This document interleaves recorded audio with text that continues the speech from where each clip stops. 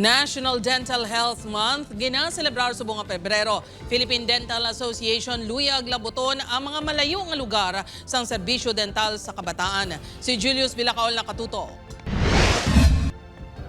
Pareho nga problema sa mag-utod nga Sanday Kyle, 7 ka tuig. Kag Inday, 6 ka tuig. Ang ilang ipon. Pareho ang mga ining may guab, gani masami, makabatsyag sang kasakit. Gasakit pero may Tapos, gaano ka lang dayon magsakit? gibe.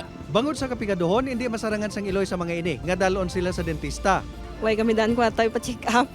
Kung may galagaw lang da sa skilaan la. Kag dire sa barangay hall da ba. Sa gym. Suno sa Philippine Dental Association, 73% sang kabataan sa pungsod nga nagaedad 5 ka tuig, tubtob 12 anyos, ang may problema sa ngipon.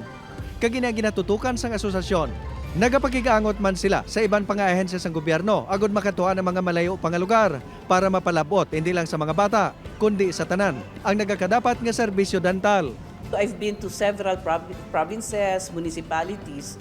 I have realized nga hindi gali tanan nga municipality may damo dentista. May ara nga tatlo ka municipality, 4 ka municipalities, isa lang kabilog dentista. Subong nga Pebrero ginasaulog ang National Dental Health Month.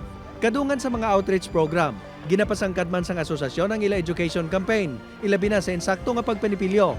Para at least ma-adapt nila ang ginatawag na lifelong nga oral health para sa kaayong lawas ng tanan. Lakip sa mga ginatutukan sang asosasyon ang mga illegal nga practice ang dentistry, bangot tigaylo nga makabulig sa tawo, nagabutang pa ini sa ila sa peligro. Upod kay Cirilo Rendoque, Julius Villacaol. 1. Western Visayas.